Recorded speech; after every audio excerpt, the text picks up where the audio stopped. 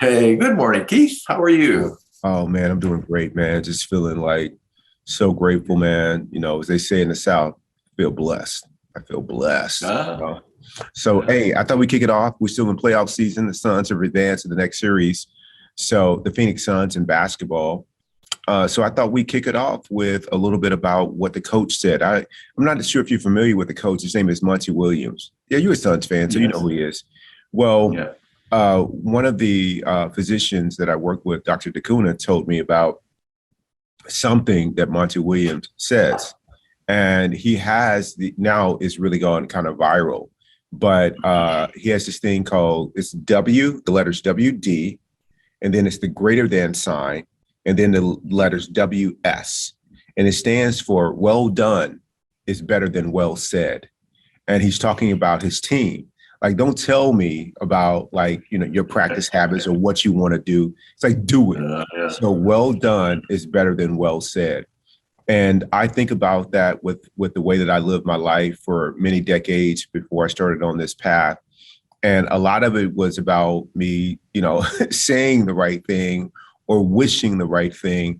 But when push came to shove, or when life showed up in some undesirable way that my ego didn't think was right, didn't think was fair, then it was all about what I said, but nothing about what I do. And so I've really been intentional, without that aggressive energy behind it. I've been intentional with making sure that my words are followed up consistently with action and with Mm. kind, peaceful action. And so in that case, well done is better than well said. What do you think about that, Rick? Yeah, I think that's true. It's kind of the difference between talking a good game and playing a good game, right? I mean, that's Exactly. really what he's talking about. Totally. Yeah. 100%.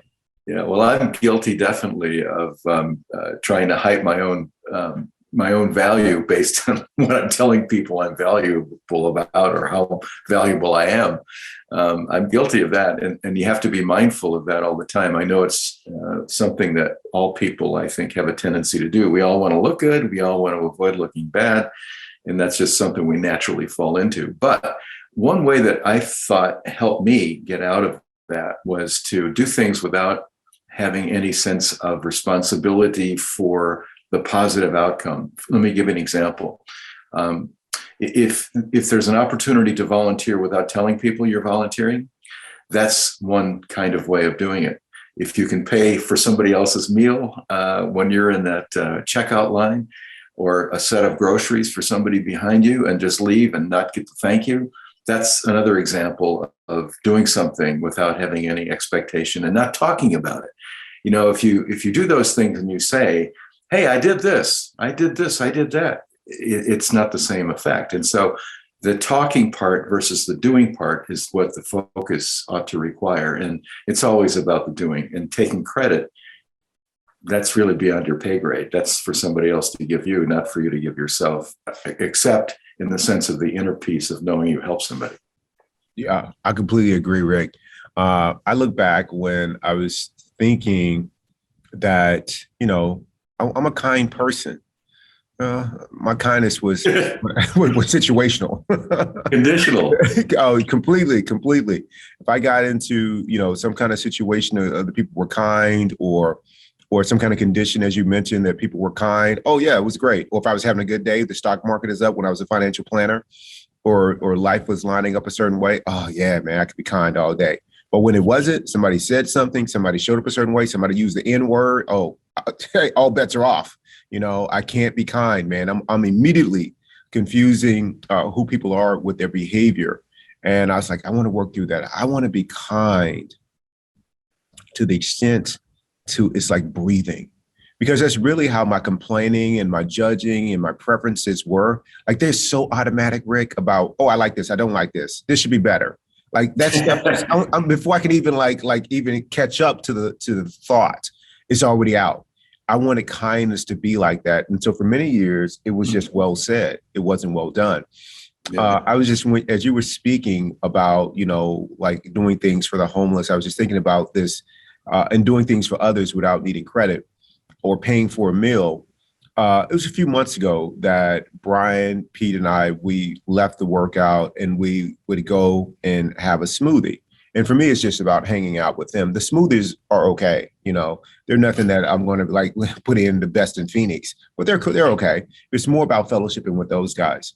And so we went there, and there was a gentleman in front of us. We're in line, and they have to make the smoothies. They're making them obviously fresh, and the gentleman in front of us gets there and they give us his total. And it's like, he doesn't have his card, with me. He's like, oh my God, my card's sitting in the wallet. And there's a line, right? And I said, hey, I got it. He's like, what? You got it? I said, yeah, I got it. He was like, no, you got it? I was like, yeah, I got it. I got it. So two things are significant about this story. Yes. So we get there and I paid for his. And the average smoothie in that place is like $8. His bill rang up to $54. So there was a moment like, do you have it? Yeah. Yeah, I got it. And now I get why he was like, are you sure you got it? I was like, yeah, I got it. And I didn't have any pain about it. Like, hey, if I'd known it was going to be like, a 50 spot, then maybe I don't have it. But no, I had no regrets about it. So we get through. And then, and here I am, like, I'm not proud of myself, but I'm just like, man, the practice, I'm grateful for this practice. So I didn't really get a good look at his face, right? Because I'm just like giving it. So then he comes up to thanks me again. And he says, hey, I'm part of this, like this fraternity, fraternity for men. And he shakes his hand and he's wearing a hat. And the hat on it is a political hat and not the same politics that I support. And I was like, this is your practice. Do you have any regrets about doing that kindness? And I was like, I do not. I have no regrets, man. That's it. Dude, that was a big moment, man. And again, well done is better than well said. And it was amazing. Like in that moment, I went home and I was just really grateful, not patting myself on the back, but just grateful that I committed myself to practice to where it became like breathing in that moment. Really grateful. And I didn't tell Pete about it. I didn't tell Brian about anything like this. It's the first time I remember telling anybody about it. And that's because you kind of inspired me with, paying for somebody's meal. So it's just, man, it's not me, just grateful for this practice, man. That's the thing, Keith. It's so incredible. The thing that I take away from that story, apart from your generosity, is the idea that you came from such a different place to get to where you are now, and that you were mindful of what you were doing. And when you saw that guy's hat, I'm sure it must have been a challenge for you, but it was like, oh, okay, I'm accepting that. He's another human being on the planet. This is how it worked out. You let it go. And how happy did that make you feel? How grateful, how delighted were you? I mean, what was that feeling like? I was very grateful. That's the right word, man. And I felt tremendous peace because, for just a second, when I saw the hat, I was like, oh, okay, this is the practice, right? And then I let the emotion come up. It was just for a second and then it passed. And then I was going to and he couldn't have been more appreciative for that kindness. It was like he was shocked of the kindness. And it could have been many reasons he was shocked, because he's wearing a different hat that's not exactly like wearing Black Lives Matter. So he could have been like, oh my God, I know there's a Black person out here with this guy.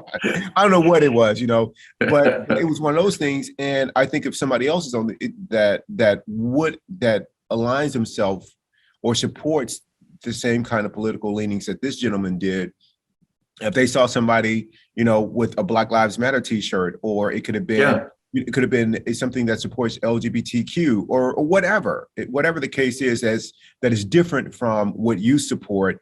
Are you kind in those situations too? Are you unconditional? And so I was just, to your point, how did I feel? I felt grateful for my practice, man. I felt grateful that, as Monte Williams, has eloquently coined that whole phrase and that concept of well done is better than well said. I felt that, man. I felt like, man, like you're living it, not in a boastful way, but just in a grateful way. Absolutely. And think of the effect that had on the other fellow. He may started with an idea of who you were, and because you did this enormous gift for him without any expectation of repayment, that may have changed his way of looking at you. And that may have caused him to be mindful about where he is on his path. It's like the stone in the pond where all the ripples come away from that little stone hitting the water. And you never know where those ripples are going to go or what they're going to be.